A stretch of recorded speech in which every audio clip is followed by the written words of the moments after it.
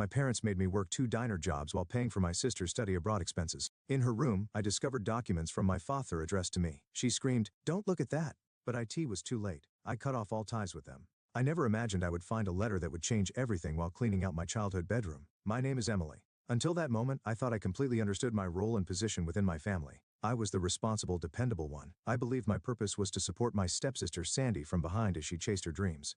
"Emily, don't forget to check the back of the closet." I heard my stepmother's voice from downstairs with her usual mix of sweetness and authority. "If you find anything from your old school, we might be able to donate it." With a sigh, I pushed another box toward the door. I hadn't needed reminders about thorough cleaning in years, but that was just my stepmother's nature. She couldn't resist giving directions and maintaining control over everything. Even now, as I helped prepare them to move into a smaller house, she hadn't stopped. While organizing the nearly empty closet, my fingers brushed against something. Tucked behind the baseboard at the back of the closet was a slightly yellowed envelope, worn with age.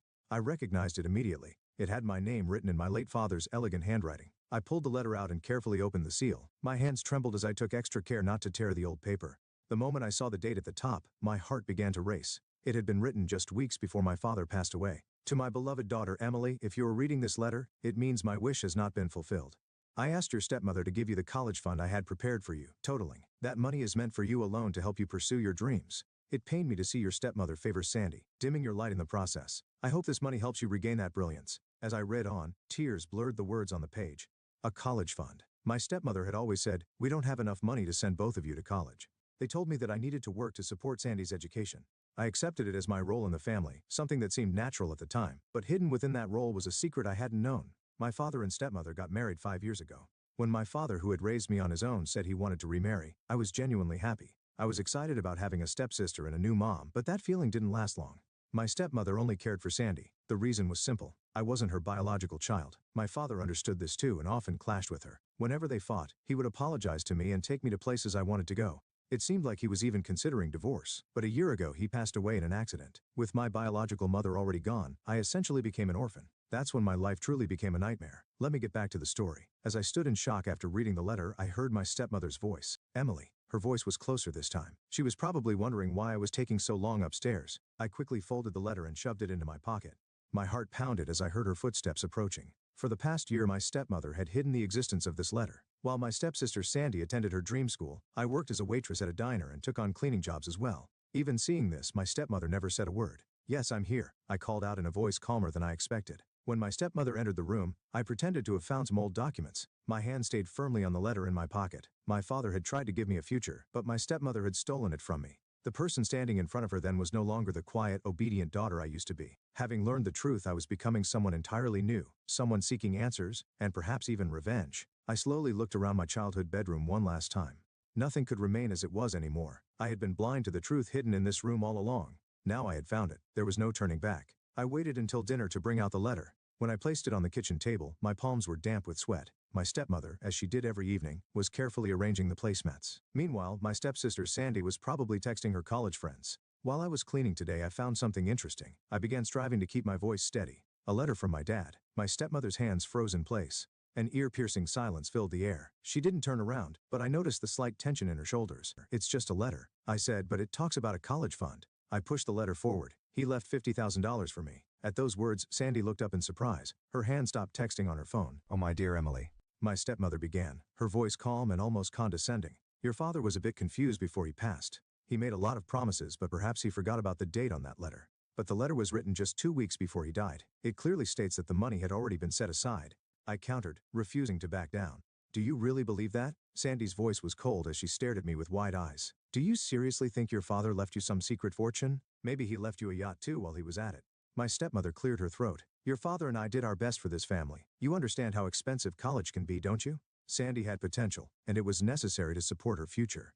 At those words, I couldn't hold back any longer. I stood up abruptly, the sound of the chair scraping against the floor echoing through the room. "What about my potential?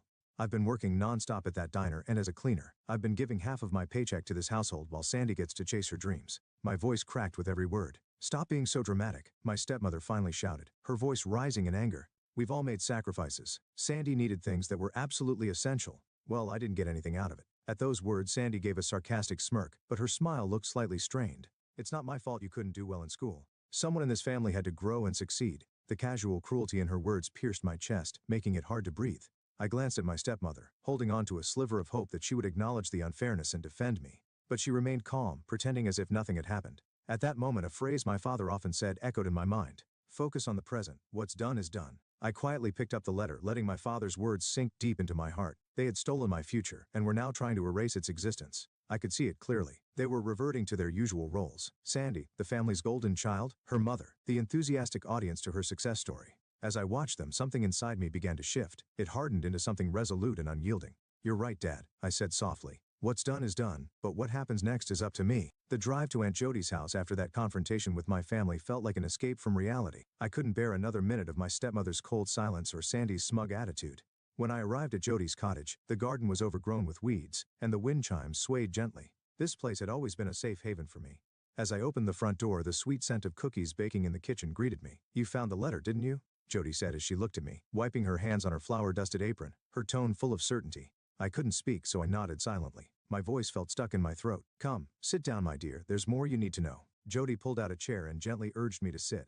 She disappeared into her study and returned a few moments later, holding an old envelope. She placed it on the table in front of me. Your father left behind more than just the college fund. There are bank statements, letters to trustees, and even recordings of conversations with your stepmother. It's all here. As I pulled out the documents and began examining them, my hands started to shake. The bank statements showed regular deposits made over the years, far exceeding the $50,000 I had been told about as the college fund. At that moment, I realized just how meticulously my father had planned, and just how much my stepmother had hidden. The documents revealed that 3 months after my father's death, all the funds were transferred into a new account and used to pay for Sandy's college tuition. He knew she might do something like this, Jody said, her voice rising with anger. That's why he made me promise to keep copies of everything. Overwhelmed by confusion and fury, I asked, why didn't you tell me sooner? Jody sighed deeply and replied, your father told me to wait until you found the letter on your own. He believed you needed to be ready to stand on your own first. At that moment, I heard the sound of a car door closing outside the window. Through the open window, Jody and I could hear my stepmother's voice. She was talking to a neighbor, saying she had something to discuss with me.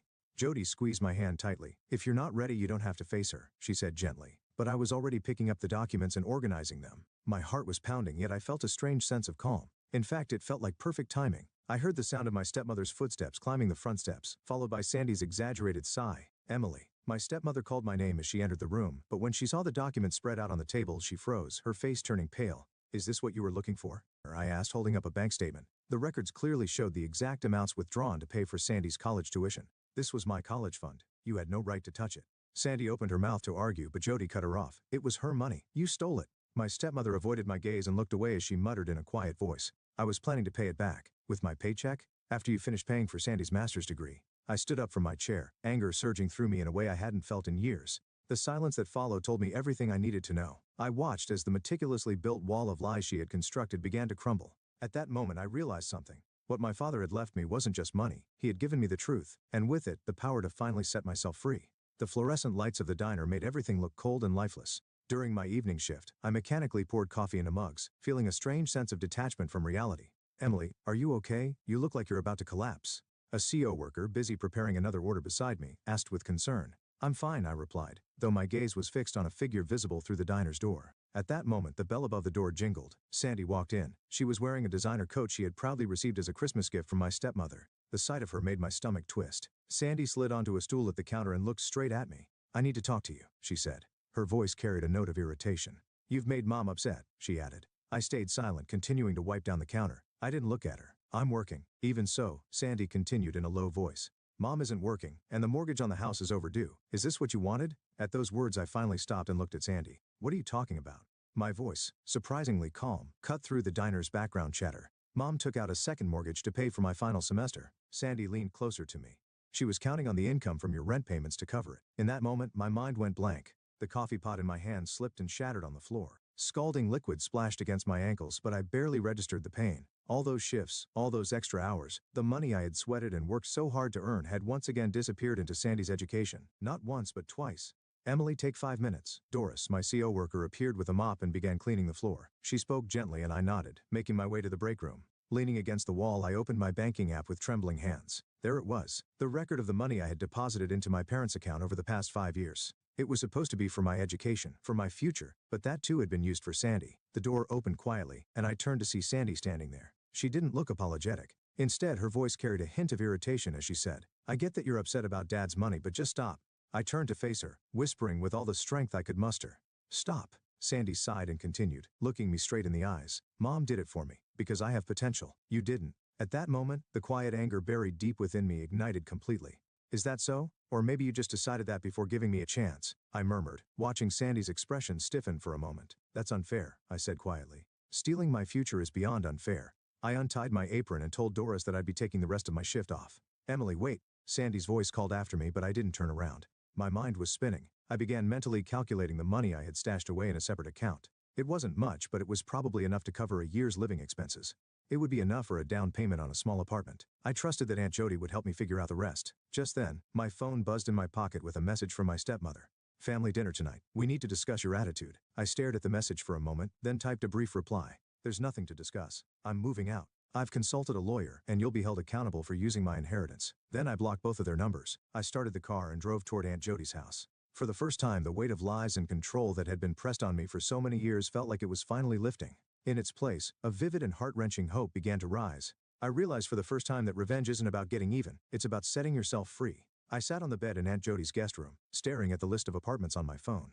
My vision blurred slightly as the realization hit me. This was the first step toward a new life. Surrounded by hastily packed boxes, I had already completed the process of renting a small studio apartment downtown. It wasn't spacious, but it was affordable on my diner wages, and that was enough for the start of my freedom. Just as my finger hovered over the call button to contact the landlord about my move-in date, the silence was shattered by a loud, insistent knock that echoed through the house. "Emily, I know you're in there." My stepmother's voice, sharp and desperate, rang out. Aunt Jody appeared at the front door with a stern expression. "You don't have to talk to her," she said firmly, but I had already made up my mind. After 5 days of ignoring calls and messages, I couldn't avoid this any longer. It was time to put an end to this. When Aunt Jody opened the door, my stepmother stormed in, her anger on full display. Sandy lingered in the doorway, hesitating as if unsure whether to join the scene or merely observe it like a theater performance. But I knew in my heart this was truly the end. My stepmother brandished a stack of documents, her voice rising as she said, "I've calculated every expense we've incurred on you since you turned 18. Rent, utilities, groceries. You owe us nearly $40,000. At her words I laughed, but it wasn't a laugh of humor. It was one of sadness and disappointment intertwined. "You're handing me a bill, branding me as ungrateful for merely existing." My voice trembled, but my eyes remained fixed on my stepmother. "You stole $50,000 from me, and now you're telling me that I owe you something."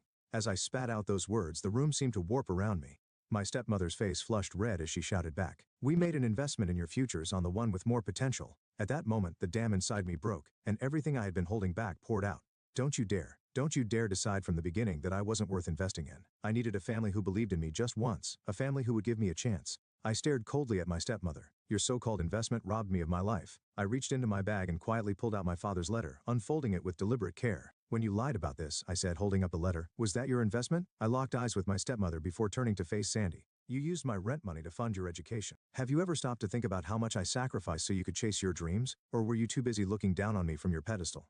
My words brought a chilling silence to the room. In that quiet, I saw them both clearly for the first time. My stepmother's desperate need for control, Sandy's smug sense of superiority, everything was laid bare in that moment. "I'm leaving." Taking a deep breath, I calmly announced, "I've already signed a lease, and I've enrolled in night classes for the upcoming semester." My stepmother's voice rose sharply. "You can't do that." I stood firm and replied quietly, "I can. Dad believed in me." "Fine. Then go, but don't think for a second that you'll be welcomed back." My stepmother snapped coldly. I simply looked at my family in silence, feeling something click firmly into place deep within me. Then I replied quietly, "That's fine. I don't want to have anything to do with you anymore either." I turned and began walking across the wooden floors of Jody's house. With each echoing step, I left behind everything I thought I needed and moved toward the life ahead of me. Moving day came with a harsh winter rain. Using the money I had saved from my diner shifts, I managed to withdraw what I needed before my stepmother froze my bank account. But since she had reported my car as stolen, I had to leave it behind. Standing in the empty room of my new studio apartment, I stared at the few boxes I had packed. It felt like I had lost everything. Yet at the same time, I believed in myself for taking the first step toward freedom and the future ahead. My phone buzzed with a message from Sandy. "Mom's in the hospital. She had a panic attack from the stress. I hope you're happy." I deleted the message without replying, but my hands were trembling. As I opened a box filled with kitchen supplies, a growing sense of unease spread through my chest. The diner had cut everyone's hours, and the first tuition payment for my night classes was due in 2 weeks. The narrow walls of the apartment felt like they were closing in on me, making it hard to breathe. Just then, a sudden knock at the door made me flinch. When I opened the door, Sandy was standing there. She looked older than I had ever seen her. "Mom's sick," she said without any greeting. Then, in a hoarse voice, she added, "We might lose the house." She explained that the bank had pushed them toward a second mortgage. Meanwhile, Sandy said she'd have to drop out of her master's program. The shock made me grip the doorframe for support. "That's not my fault," I said reflexively. Without saying a word, Sandy pulled out her phone and showed me a photo of my stepmother lying in a hospital bed. "Dad would be ashamed of you for doing this to Mom," she said. Her words hit me like a punch to the stomach. "Don't you dare use Dad against me," I shouted. "Dad wanted us to be together. Instead, you destroyed everything." My voice cracked as I forced the words out. "When you stole my future." Sandy shook her head sadly. "Mom gave your future to someone who could use it better? You know we were right." The moment she said those words, I slammed the door shut. But her words lingered, echoing in my mind. The narrow apartment felt like a prison. The sound of rain hitting the window reminded me of everything I had lost. My savings would barely cover next month's rent, and the course catalog for my night classes seemed to mock me from the kitchen counter. At 2:47 a.m. the microwave clock blinked as my phone lit up again. Sandy had posted a photo of my stepmother in the hospital on social media. The caption read, "Some people choose revenge over family." "Some people choose revenge over family. Please pray for Mom." Comments flooded in from family, relatives and friends, all condemning me. Words like shocked by her coldness were repeated over and over. Even my usually kind cousin Lisa had written, "How could you do this?" I curled up on the bare mattress, clutching my father's letter to my chest. Had I been wrong? Maybe they were right. Maybe I had been selfish. Perhaps I never deserved to want more than the future they decided for me. As the rain continued to lash against the window, I found myself questioning why I ever thought I could escape. Exactly a month after leaving home, I received a certified letter. It bore the official letterhead of Smith Associates law firm. At first I hesitated to open it, assuming it was another ploy by my stepmother to drag me back home. But as I read the contents, I was stunned. "Dear Ms. Smith, as the trustee of Ella Mitchell's estate, it is my duty to deliver this letter upon confirmation of your independent residence." My hands trembled as I continued reading. There was another account my father had left behind separate from the college fund. It included real estate and investments in stocks. It was more than enough to ensure I could live independently and pursue my own life. My father had prepared everything to help me forge my own path. Less than 2 hours later, there was a knock at the door. It was my stepmother. "I heard about the inheritance," she said, pushing past me to enter the apartment. Sandy followed close behind, and together they surrounded me, forming their usual wall of accusations. "What's this all about?" "The lawyer called us first," Sandy said with a smug grin. My stepmother added coldly, "It wasn't just a courtesy, it was a warning. Considering your recent behavior, I'm filing to become your guardian.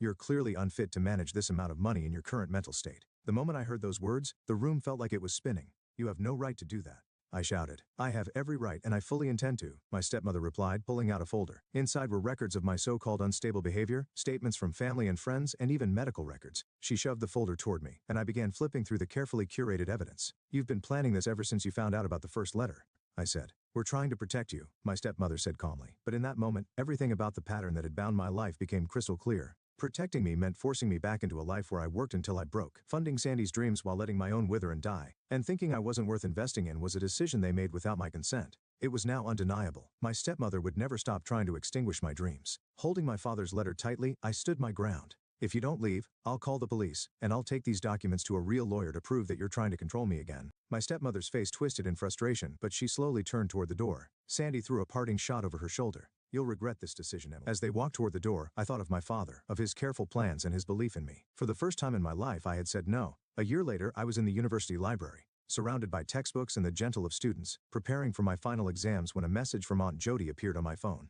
"Check the letter. I was cleaning out your father's old desk and found an unfinished letter he wrote just days before he passed. Unlike the other letters, this one abruptly cuts off mid-sentence. What caught my attention though was a book beside it. Your father's well-worn copy of Jane Eyre. He once promised to pass it on to you. If you want it, it's yours." That evening I received the book from Jody. As I flipped through the yellowed pages, a small envelope fell out. Inside was a photograph I had never seen before. It was a picture of my father in his younger days, proudly holding up the key to his first apartment. On the back of the photo, he had written, "Sometimes the bravest thing you can do is choose yourself. Now it's your turn." I thought about Sandy, who had dropped out of her master's program last week and started working as a waitress. She had sent me a single text message. "I understand now." I didn't reply, but I understood the meaning behind her words. The two of them had sold the house and moved from their spacious family home into a cramped apartment. Their new place was a single unit in an old building with a kitchen and living room combined. My stepmother had started working part-time at a small local supermarket, where she could now be seen working as a cashier. It was her first job in 20 years, and a far cry from her once elegant demeanor. Their lives had changed completely, forcing both of them to confront the choices they had made.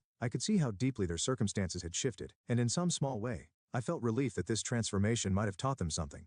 I had worked with the lawyer my father had introduced me to, and successfully reclaimed the inheritance my stepmother had misused. I also obtained a restraining order against her, ensuring I would no longer have to deal with her. As I traced the words on my father's letter with my finger, a thought struck me. My stepmother had always believed that if I faced hardships, I would crumble and eventually rebuild myself according to her design. But I hadn't followed her expectations. Instead, I had carved my own path. My grades from the one-stone semester were proof that my father had seen my potential all along. In my new environment, I found people who valued me for who I was. The book club I started at the local coffee shop had grown beyond a simple hobby group, becoming a close-knit circle of friends. They accepted and supported me not for what I could offer but for who I was. Next month we would be reading Jane Eyre at my suggestion. And I had one more thing to look forward to. Just then, my phone buzzed again. A message from Sandy appeared on the screen.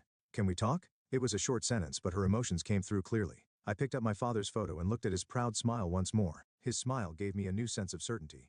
Revenge wasn't about hurting someone, it was about saving yourself. And it was also about stopping the act of living someone else's story and starting to write your own. I sent a reply to Sandy, Tuesday at 2 p.m., Oak Street Coffee Shop. This might be a new step forward. Perhaps Sandy was ready to start her own story, or maybe she wasn't. Either way, it didn't matter. I had the key to my own life now, and a smile I could be proud of, and I had a new chapter of my own to write. I slipped my father's photo between the pages of Jane Eyre, and headed home to study. The future was waiting for me, and this time it was entirely my own.